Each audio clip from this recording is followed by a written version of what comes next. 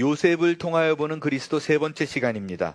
오늘 본문은 요셉이 드디어 신분의 변화를 이룹니다. 이 변화를 통해서 살펴보는 그리스도의 예표를 세 가지로 여러분과 살펴보겠습니다. 우리는 지난 시간에 형제들에게 팔려가서 노예가 된 요셉이 갖은 풍파 끝에 감옥에서 나와 바로의 꿈을 해몽하는 것까지를 살펴봤습니다. 이 해몽을 계기로 요셉은 자신의 일생의 일대 전환점을 맞이합니다. 그것은 그가 이집트 총리의 자리에 오르게 된 것입니다. 바로가 요셉의 해몽을 아주 좋게 여겨서 그에게 온 이집트를 다스리는 제2인자인 총리의 자리에 앉힙니다. 그에게 자신의 인장 반지를 빼어서 요셉의 손에 끼워요. 세마포 옷을 입히고 금사슬을, 그러니까 금목걸이죠, 목에 겁니다. 여러분, 이 인장 반지를 빼서 요셉의 손에 끼었다라는 것은 이제 요셉이 바로의 아들이 되었다라는 것을 의미합니다. 여러분, 다 기억하시겠지만 배너라는 영화 기억하시죠?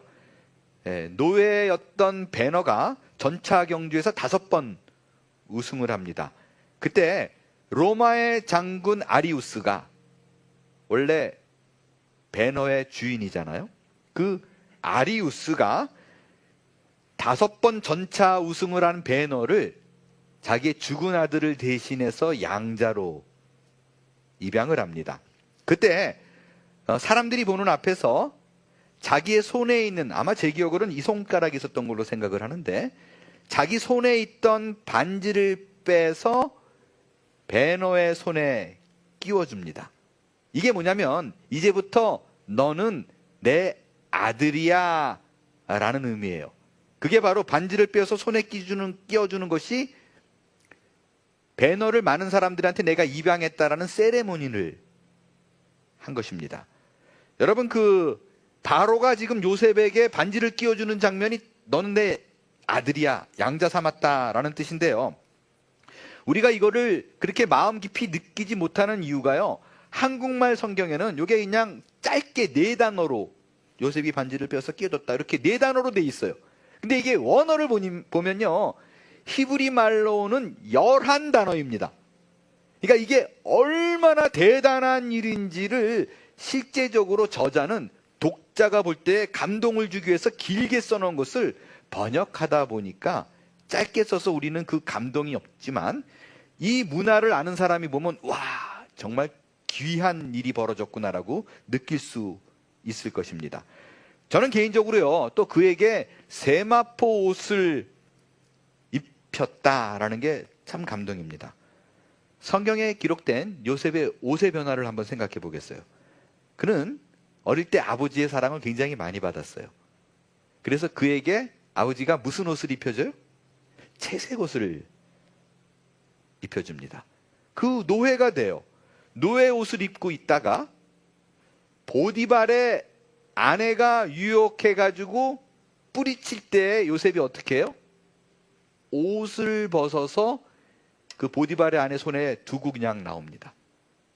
노예 옷을 입고 있음을 얘기합니다. 그 일이 잘못되어 가지고 감옥에 들어가요. 죄수 옷을 입습니다. 그러다가 이제 드디어 이집트의 사제 혹은 고위 관리가 입는 고운 세마포 옷을 입습니다. 성경의 저자는 그의 신분의 변화가 어떻게 이루어졌음을 옷으로 표현하고 있어요. 그는 채색 옷을 벗는 것을 계기로 아버지 집에 생명을 주는 자가 되었고, 죄수의 옷을 벗는 것을 기회로 이집트 온 집에 생명과 복을 흘러 보내고 있는 자로 서게 됩니다. 그리고 금목걸이를 차고 버금 수레를 타고 온 무리가 그의 앞에 꿇어 엎드리게 하는 퍼포먼스를 벌입니다.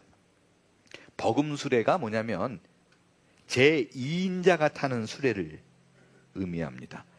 실제적으로 이제 요셉이 양자뿐만 아니라 2인자가 되었다. 이 땅을 다스리는 두 번째 사람이 되었다라는 것을 공개적으로 드러내는 거예요. 여러분, 그가 버금 수레를 탔다라는 것도 저자는 극단적인 대조를 이뤄요. 요셉이 17세에 이집트 상인의 손에 팔려갈 때 수레를 타고 갔습니다.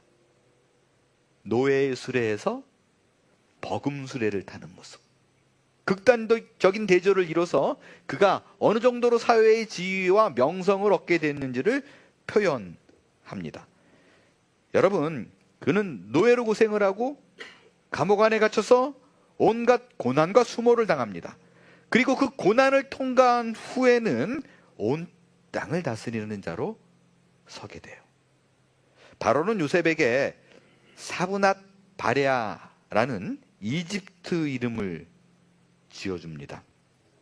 이 이름의 뜻은 생명의 부여자, 생명을 주는 자, giver of life 라는 뜻이에요.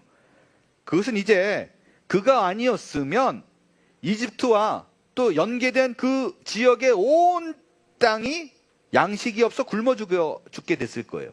근데 그가 낸 아이디어로 그 꿈을 해몽하는 일로 말미암아 모두가 다 곡식을 먹을 수 있게 되어서 요셉이 공급하는 것으로 살게 되었다.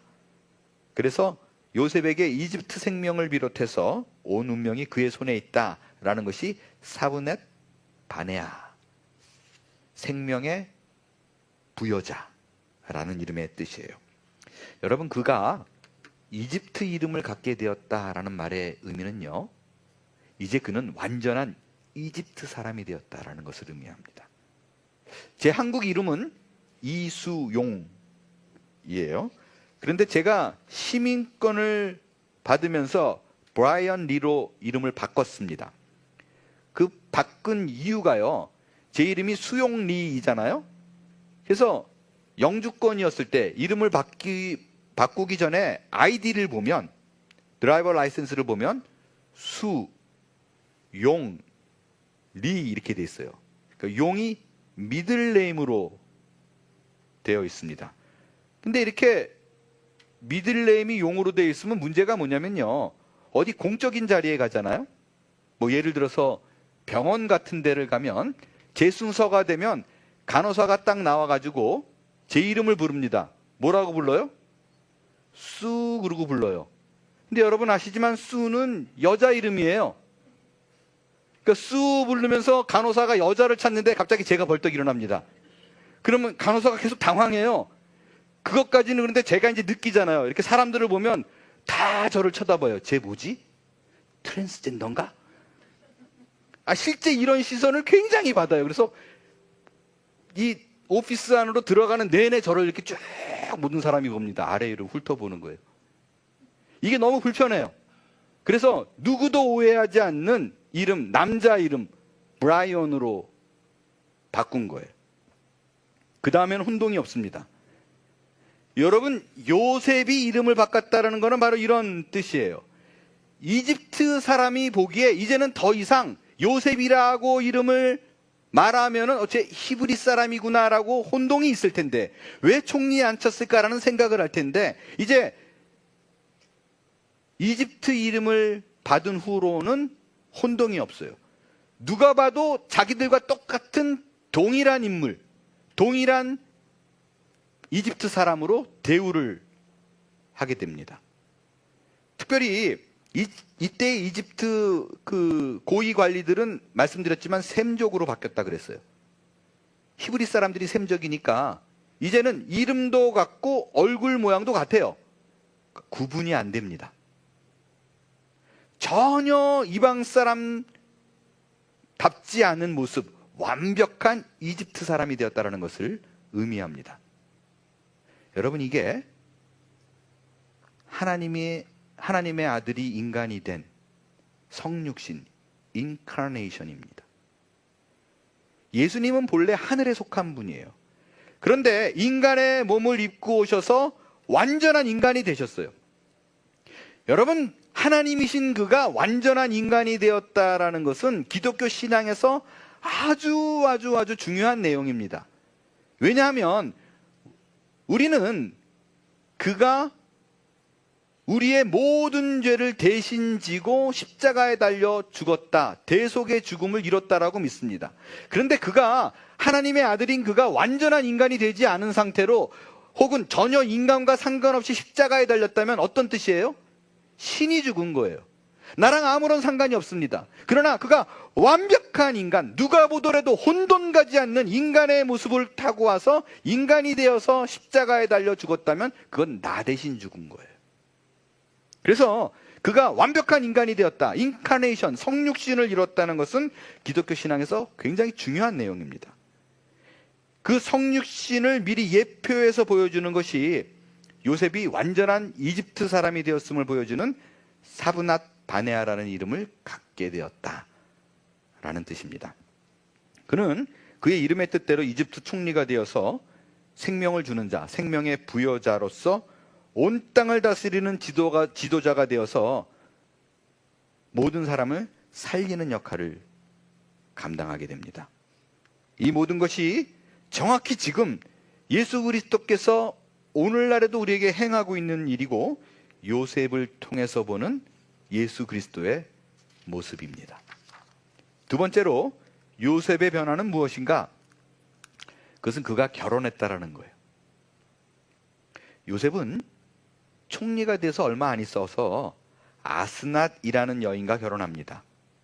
온이라는 도시에서 태양신을 섬기던 제사장의 딸이에요. 성경에 보면요, 요셉은 이 아스낫 외에 다른 아내가 없습니다. 오로지 죽을 때까지 아내는 한 명이에요. 당시에 왕족이나 고위 관리는 여러 아내를 두는 것이 일반적이었어요. 이집트 왕들은 후궁을 두는 것이 당연한 문화였습니다. 그런데 요셉은 끝까지 단 한 사람이에요. 아스낫만을 신부로 두고 다른 여인에게 눈을 돌리지 않습니다. 또한 이 두 사람에게서 두 아들이 태어나요. 장남의 이름은 므낫세입니다. 그의 이름의 뜻은 하나님이 나의 고난을 잊게 하셨다라는 뜻이에요. 둘째가 태어납니다. 그의 이름을 에브라임이라고 이름을 짓습니다. 하나님이 내가 수고한 땅에서 번성하게 했다, 번영하게 했다라는 뜻입니다. 무슨 의미인가요? 요셉은 아스낫과의 결혼을 통하여 낳은 두 아들로 말미암아 그동안의 역경과 수고와 아픔, 이 모든 것을 다 잊을 수 있었다라는 뜻이에요. 이 아스낫과의 결혼이 나의 모든 것을 다 바쳐도 아깝지 않을 만큼 가치가 있고 보람 있는 열매가 되었다라는 뜻입니다. 여러분, 이것이 신랑 되신 예수님께서 교회를 바라보는 눈입니다. 성경은 여러 곳에서 교회, 즉 성도와 예수님과의 관계를 혼인 예식을 치른 부부관계로 묘사합니다. 요한은 성도를 예수 그리스도를 신랑으로 둔 혼인잔치의 신부로 묘사를 하고, 바울은 본인이 사람들에게 복음을 전하며 예수를 믿게 하는 일, 그 전도하는 일을 남편인 그리스도께 중매를 서는 일이라고 얘기합니다. 지금 요셉을 보세요. 요셉이 나의 모든 수고와 억울함과 그 고난을 하나님으로부터 보상을 받았다라고 말할 때 요셉의 손에 인장반지를 끼워줄 때가 아닙니다. 그의 옷에 세마포옷을 입혀줄 때가 아니고 금목걸이를 두르고 온 땅을 돌아다니며 내가 결국에는 제2인자가 되었다라고 퍼포먼스를 벌일 때 모든 고통이 없어지고 나의 수고로움이 보상을 받았다라고 말하지 않습니다. 그가 진정으로 하나님 앞에서 보상을 받았다라고 느낄 때는 그에게 주어진 신부로 말미암아입니다. 그녀와의 결혼을 얻게 된 열매들로 인함이에요. 여러분, 우리 주 예수 그리스도도 마찬가지입니다. 그는 이 땅에 내려와서 모진 고통을 온몸으로 감내합니다. 십자가의 죽음이라는 엄청난 고통의 순간을 견뎌냅니다. 그리고 하늘에 올라서 이 땅을 다스리는 자로 서게 됩니다. 그런데 그가 정말 보람을 느끼고 기쁨을 느꼈을 때 부활해서 승천하면서 봐라, 모든 것이 회복되었다라고 말하지 않습니다. 그가 기쁨을 느낀 것은 오직 하나, 내 기쁨이 너희 안에 있어.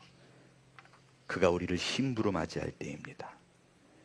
그렇게 요한은 이거를 두고 말하기를, 예수님께서 이 기쁨을 위하여 십자가에서 자기 목숨을 기꺼이 버렸다, 그 고통의 순간을 감내했다라고 말하는 거예요. 이것은 마치 하나님께서 아담을 죽은 것처럼 깊게 잠들게 합니다. 그리고 그의 옆구리에서 자기의 아내 신부 하와를 꺼냅니다. 마찬가지로 하나님께서는 예수 그리스도의 죽음을 통해서 그의 옆구리에서 찢겨진, 그 창자국으로 인해 찢겨진 예수님의 옆구리에서 교회를 꺼내는 것과 동일합니다. 신부 교회, 신부 하와, 옆구리에서 나온 것이 동일합니다. 근데 얼마나 은혜로워요. 요셉이 신부를 통해서 보람을 느끼고 기쁨을 느끼고. 근데 마음에 딱 하나 걸리는 게 있어요. 이 결혼을 보는데 좋은데 탐탁지 않아요. 그게 뭐냐면, 요셉이 누구와 결혼을 해요? 제사장, 이방신을 섬기는 제사장의 딸과 결혼을 해요. 무슨 얘기예요? 하나님이 싫어하는 이방 여인하고 결혼한 거예요. 많은 경우에 요셉이 이방 여인 아스낫과 결혼한 것을 이상하게 생각합니다. 그리고 심지어 이방 여인과 결혼한 에서는 어떻게 돼요? 버림을 받아요. 그런데 요셉은 이방 여인하고 똑같이 결혼했는데 하나님께서 이것에 대한 이런 반구 시비가 없습니다. 그래서 어떤 이는 뭐라고 얘기해요? 하나님은 일관성이 없다라고 얘기해요. 여러분, 그런데 성경을 잘 보세요. 실제적으로 성경을 들여다보면 깜짝깜짝 놀라는 게 뭐냐면, 우리가 바라보는 존경의 대상인 그 신앙의 위인 중에 이방 여인하고 결혼한 사람이 무지하게 많다라는 것입니다. 모세는 미디안 여인 십보로와 결혼을 합니다. 여러분, 이거 하나 그치지 않아요. 하나면 좀 그래도 용납이 되죠. 두 번째 결혼을 해요. 근데 구스 여자예요. 이디오피아 여인 구스 여인과 결혼을 합니다. 모세는 민족의 지도자입니다. 근데 누가 보더라도 모범이 돼야 될 만한데 그의 아내 중에는 히브리 사람이 없어요. 다 이방 여인이에요. 이디오피아 여인이라 그러면 또 아마 피부가 검은색이었을 거예요. 확 티가 나요. 지도자인데 이방 여인하고 결혼한 게. 그러니까 이거를 다른 사람은 말 못해도 누가 말할 수 있어요? 가족은 말할 수 있잖아요. 동생이면 말하기 어려워요. 형이나 누나는 좀 되잖아요. 그래서 실제적으로 누나 미리암과 형 아론이 모세를 뭐라 그래요? 야, 한 번은 그렇다 치자. 어떻게 두 번째 이룰 수 있냐? 네가 그러고 하나님의 사람이 맞느냐? 지도자가 될 자격이 있느냐? 뭐라 그래요? 자, 여러분, 이들이 모세에게 한 비방이 make sense예요? 아니면 말도 안 되는 얘기예요? 말이 되잖아요. 말이 돼요. 일리가 있어요. 타당합니다. 근데 모세의 정확한 잘못을 지적한 미리암과 아론이 어떻게 돼요? 미리암이 나병에 걸려요. 문둥병에 걸려요. 오히려 바른 말을 한 미리암에게 하나님이 진노를 해요. 죄는 모세가 졌는데 너 죄인이야 라고 말한 미리암이 징벌을 당해요. 이게 무슨 일이에요? 또 다른 경우도 있습니다. 보아스는 이방 여인 룻과 결혼해요. 살몬은 여리고 기생 라합과 결혼합니다. 그런데 하나님께서는 이방 여인하고 결혼했는데 이런 방법 말 한마디 안 해요.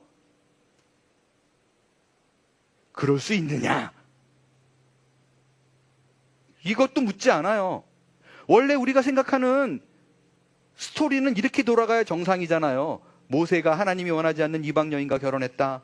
미리암이 이것을 지적하더라. 모세가 크게 하나님 앞에 회개하고 돌아오더라. 이게 정상인데 미리암은 병 걸리고 또 보아스와 살몬에게는 아무 말도 안 하고.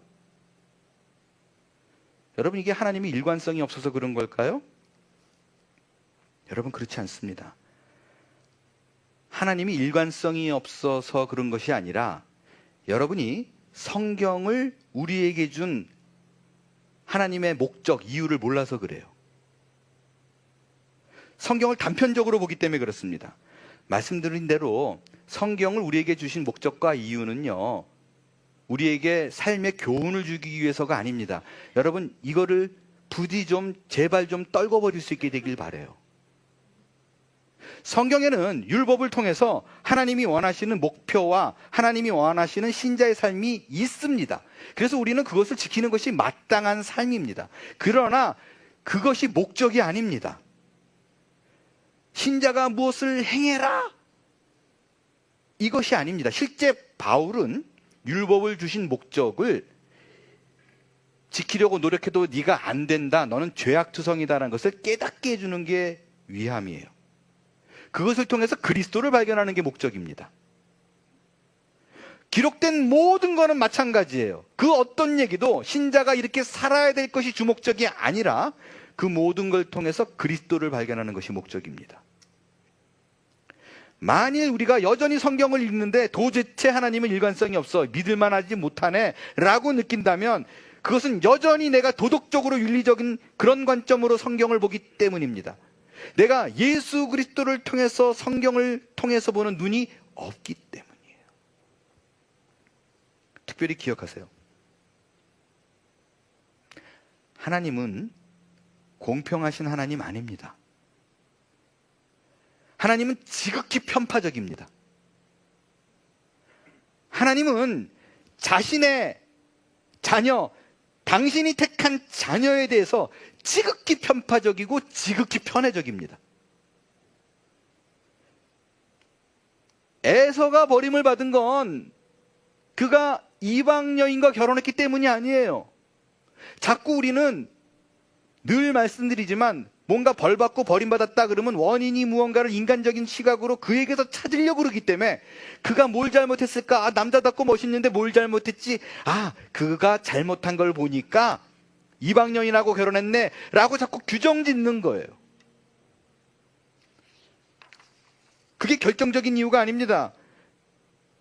에서가 버림받은 이유는 그의 어머니 리브가 뱃속에서 이미 결정났어요. 하나님의 택함을 받지 못한 것은 뱃속에서부터 시작이었습니다. 그게 원인이어서 그가 하는 모든 일이 하나님하고 상관없는 쪽으로 걸어가는 거예요. 그게 이유입니다. 요셉 역시 마찬가지예요. 그는 이방 여인 제사장의 딸과 결혼합니다. 근데 버림받지 않아요. 왜냐하면 그 이방 여인 제사장의 딸 아스달의 모습이 세상에 속하여 세상을 섬기고 세상의 법대로 따라가고 있는 우리의 모습이기 때문에 그렇습니다. 그 아스낫은 우리를 대변하는 자예요. 이방 여인 아스낫은 정확히 바로 나를 얘기합니다. 그런 나를 사랑하는 예수 그리스도가 바로 요셉이에요. 모세, 보아스, 살몬, 이들과 결혼한 그 모든 이방 여인이 바로 나입니다. 그리고 그 이방 여인이어서 모세와 보아스와 살몬과 결혼해서 하나님의 백성이 된 자, 그게 바로 내 모습이고 그 모세와 보아스와 살몬이 예수 그리스도의 모형이라는 것입니다. 그렇기 때문에 우리에게 예수 그리스도를 통해서 보는 성경의 눈이 열려야 돼요. 그게 열려야 모든 성경의 구석구석을 통해서 부족한 나를 사랑하시는 그 하나님을 발견하게 될 것입니다. 마지막으로 보는 요셉의 변화예요. 그는 총리가 된 후에 중보자가 됩니다. 요셉의 이집트 이름은 사브낫 바네아입니다. 말씀드린 대로 그 이름의 뜻은 생명을 주는 자, 생명의 부여자라는 뜻이에요. 그 이름을 얻게 된 근거는 그가 꿈을 해몽한 대로 처음에 7년의 풍년이 오죠. 이어서 흉년의 7년이 올 때 요셉의 말대로 그 풍년의 기간에 곡식을 잘 저장해 놨기 때문에 그 흉년의 7년을 사람들이 살 수가 있었어요. 자, 그래서 요셉은 생명의 부여자라는 이름을 받습니다. 그 때문에 살게 됐으니까요. 근데 여러분, 실제적으로요, 이집트에서 생명을 주관하는 자, 생명을 주는 자, 요셉이 아니에요. 요셉은 2인자예요. 실제적으로 1인자는 누구예요? 바로예요. 바로가 실제적으로는 생명의 부여자예요. 요셉이 아무리 날 때도 안 돼, 그럼 끝이에요. 그렇기에 55절을 보면 이집트에 기근이 찾아왔을 때 백성이 누구에게 가요? 바로에게 가요. 바로에게 부르짖습니다. 바로가 황제이기 때문에. 바로가 실제적으로는 백성의 생사 여타를 쥐고 있어요. 근데 왜 요셉이 생명의 부여자가 되었는가? 다른 이유 아니에요. 그거는 바로가 이렇게 말했기 때문이에요. 백성들에게 살기 원해? 그러면 누구에게 가라? 요셉에게 가라고 얘기했어요. 바로가 저 줄이고 있는 백성들의 생명에 관한 생사 여타를 누구에게 위임해요? 요셉에게 위임해요. 전권을 위임합니다. 너희가 살기를 원하느냐? 요셉에게 가라. 가서 그가 말하는 대로 따르라. 그러면 살게 되리라. 전권이 위임됐어요. 그래서 실제적으로요, 각국의 모든 백성들이 이집트에 와서 이제는 바로를 안 찾아갑니다. 요셉을 찾아갑니다. 요셉이 찾아온 백성들에게 모든 창고를 열어서 양식을 제공해요. 여러분, 온 땅의 백성들이 누구의 이름으로 찾아와서 풍족한 창고의 문을 열게 됐어요? 요셉의 이름이에요. 요셉이 없다면 아무도 생명을 부지할 수가 없어요. 요셉은 최고 권력자인 바로와 오늘을 살기 어려운 그 백성들 사이의 중보 역할을 감당합니다. 그 중보자가 되어서 창고를 여는 일을 요셉이 해요. 여러분, 이것이 바로 예수 그리스도께서 하나님과 인간 사이 가운데 서서 하고 계신 일이에요. 하나님은 모든 것이 풍족합니다. 그에게는 생명이 있습니다. 그리고 모든 인류의 생사여타를 쥐고 계신 분입니다. 그런데 하나님께서는 그가 가진 모든 권세를 당신의 아들 예수 그리스도에게 위임합니다. 그분이 바로 중보자 예수 그리스도예요. 이 얘기를 사도 바울은 디모데전서에서 이렇게 얘기합니다. 하나님은 한 분이시요, 또 하나님과 사람 사이의 중보자도 한 분이시니 곧 사람이신 그리스도 예수라.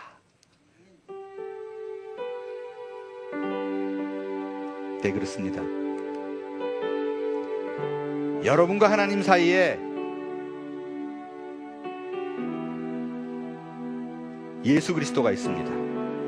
이분은 우리가 하나님 앞에 구하지 못하는 그 모든 것을 홀래 어깨에 지고 우리를 위하여 친히 하나님께 간구하는 자입니다. 여러분, 그분 앞에 나와서 여러분이 지고 있는 인생의 모든 문제를 해결받을 수 있게 되길 바랍니다. 요셉이 버금 수레를 타고 백성들 앞에 지날 때 만 백성이 그 앞에 엎드립니다. 여러분, 제가 이 엎드리더라 라는 그 단어를 히브리 원어를 찾아봤더니 정확하게 무릎을 꿇다라는 뜻입니다. 그를 경배하더라 라는 얘기예요. 여러분도 그럴 수 있게 되기를 바랍니다. 우리 인생 속에 생명의 주권자여 부여자 되시는 그리스도 앞에 꿇어 엎드려 그 앞에 무릎을 꿇어 주의 얼굴을 구할 수 있는 분들이 되길 바랍니다. 그때 그분이 나의 생명의 부여자가 되어 모든 것을 쏟아부어 주시는 은혜를 모두가 누리게 될 줄로 믿습니다. 일어나 찬양하겠어요.